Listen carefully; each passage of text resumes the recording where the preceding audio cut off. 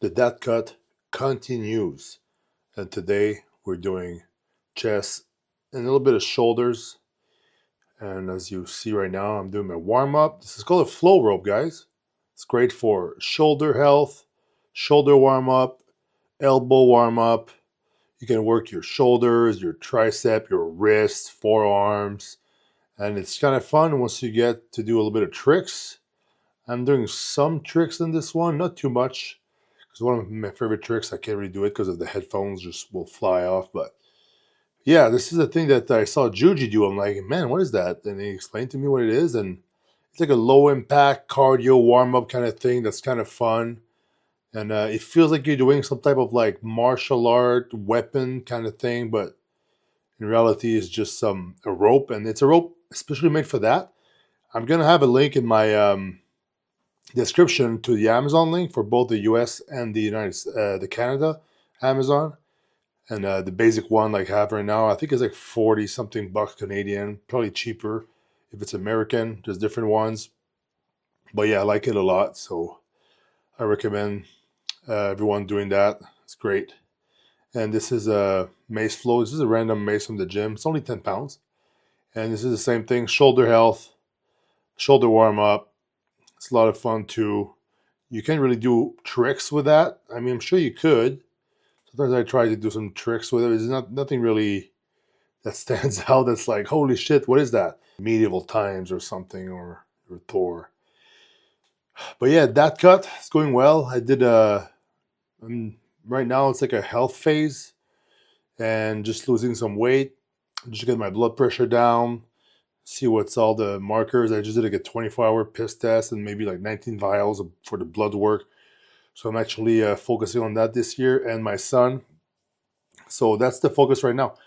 So I'm at the point I'm 285 this morning. So it's like I lost some fullness, lost some size, lost some body fat, but not quite enough yet that I could tell that, oh yeah, like I'm lean now. Because my back is still fat. My waist is not super tight yet, but I'm gonna get there. The cool thing when you're cutting and you're not doing a show, you don't have a fixed date, so you can take your time more, see what's working more, and then once I will get to like a really lean state, I'll be able to like know what to do to stay there. And I want to do something that's sustainable for a while until I decide what my other plans are. But yeah, anyway, here I'm doing cable crossovers, 8 straight down. Then I'm gonna go for a stretch for 10 seconds. Then I'm gonna bend over and do some more cable crossovers for another 8 reps. That's like one of my favorite chest warm-ups, pre-exhaust ever. And the stretch thing and going back into the crossovers is something that Milos told me. And after doing 4 sets of that, my chest is already pumped. Not to the max, but almost pumped. And yeah, it's great. I really liked that to do that for my first exercise. And then after that, I'm gonna move on to incline hammer strength machine, and I use these little yoga blocks to because it's kind of like if you're big and your shoulders are tight sometimes, it's kind of hard to start really far back. So this little block gives me a little less range of motion to start, and it works great because you don't want to start your set in pain before even doing the first rep. So this is the way I do it. Expand the chest going down, big chest up, and then you squeeze, you push with the chest. You try to forget about your tricep. And yeah, now it was time to remove the pump cover because the pump was starting to be really good. 365, you see the blocks falling in the back? That's my trick. Same thing. And here I'm doing sets of 10, I think. And then I'm reaching failure with that. And I think after this, I'm doing like a back off set with 2.5 or something. And I try to get a lot of reps. But yeah, this feels really good. And for a while, my shoulder was hurting too much to do this, but lately it's been pretty good. So yeah, 2.5 here, and I'm gonna do a bunch of reps, maybe a little bit of a faster pace, hit some partials at the end to really maximize the pump and go past failure. So once you reach failure with the full reps, you can start to reach failure with half reps and then even third reps, quarter reps, etc. So that's a way to intensify your sets. So it feels really good on that machine. It's easy to do with with machines, right? You don't have to think about the balance too much. And then I go do some dips. I'm doing assisted dips because I gotta get back into the dips more. Because if I just do dips with my own weight right away, I feel like it's too much on my joints. So I'm just building some strength in that exercise. I feel as I get older, I can't just pick one exercise and max out when I didn't do it for a while because this is how I got injured in the past. So I have to be weeks doing the same exercises and try to master them and get good at them. So yeah, but see here, I do my own body weight. Because when you think about it, a guy who's 160 pounds is doing dips. He's going to be doing dips with 160 pounds. So there's 160 pounds on the elbows. So if you're doing dips with your own body weight and you're like 300 pounds, it's like 300 pounds on the elbows right away with the first set.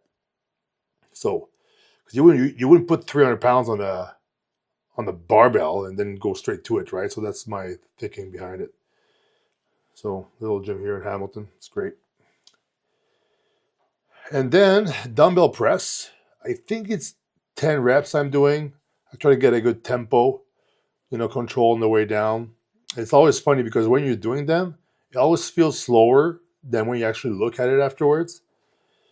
But yeah, so I like doing that after, so you don't have to use a lot of weight.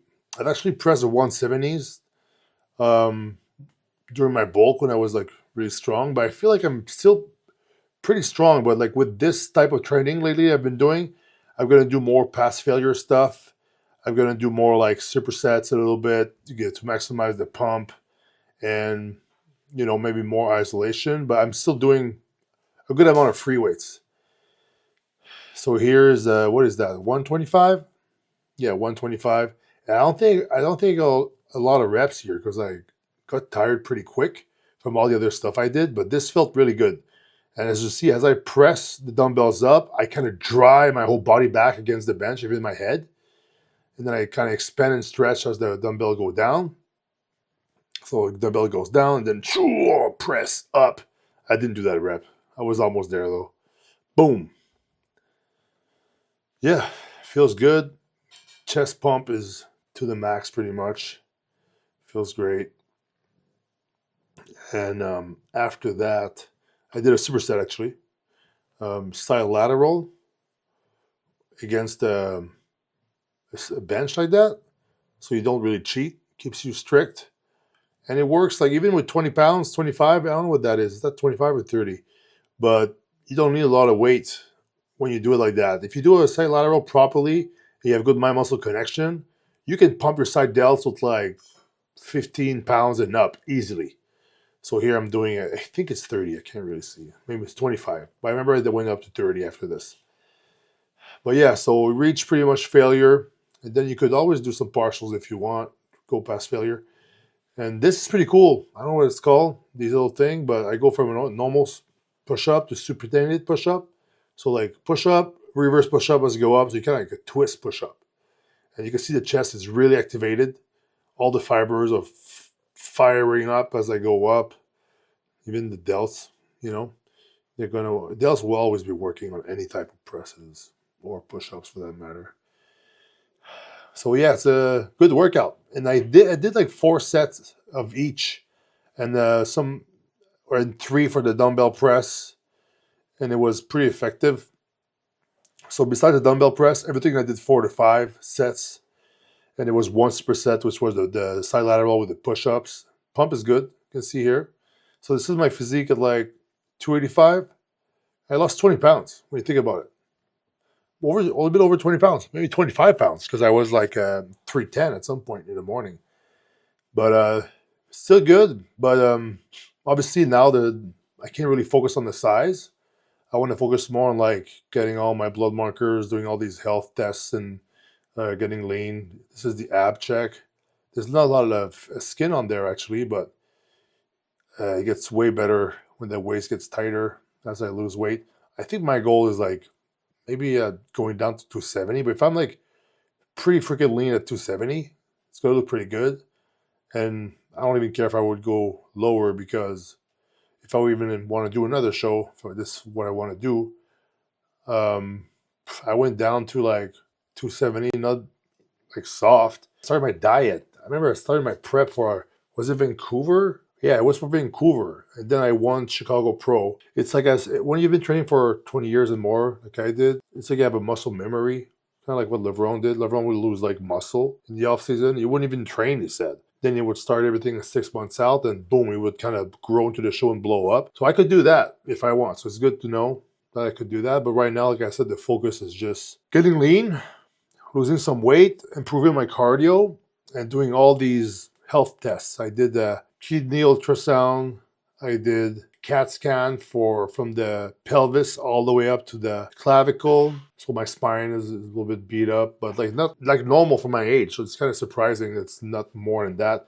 No herniations really, except a couple spots that don't matter. They don't touch the nerve or anything. Shoulders, micro tears in shoulders, a little bit beat up shoulders, but my shoulders feel pretty good most of the time. They hurt sometimes, but most of the time. I did that. I did like a panoply of blood tests. I did heart ultrasound. I did a 7-day halter test. So that's one good thing about Canada. I mean, if you have a good hookup with a doctor, you can get all these tests done, paid by the taxes of the people. So it's like OHIP covers it. It's like you don't pay for it in Canada. The taxes pay for it. So you don't pay, like, you don't have to choose a company like in the US, I think. Pay $500 a month, and then they kind of like try to fight you on like what is like paid or not. In Canada, it just, everything is paid except like some blood markers. For some reason, I paid $300 for that, for some obscure like blood markers, and there's a cryo one I gotta do where they spin the shit in the back and complicated. Yeah, so that's what the good thing about being here. Got a new family doctor. He's also a psychiatrist. Shout out to Dr. Fudge. Yes, his name is Dr. Fudge. Yeah, and then my kidney, I got a kidney specialist to make sure everything's fine there. So I'll keep you guys updated on that. But obviously, have a kid, your priorities change. It's like your mortality comes in in your mind more.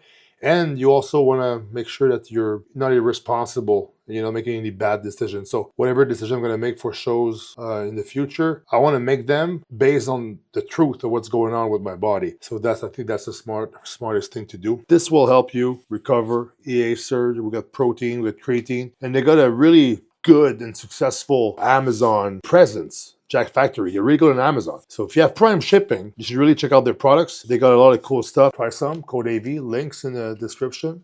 You want to support me, you want some anything. It's all in my bio.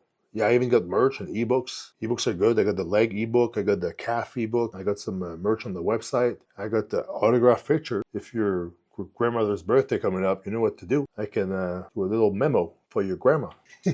Stay tuned for more videos. Thanks for watching, and remember, the pump is a cure.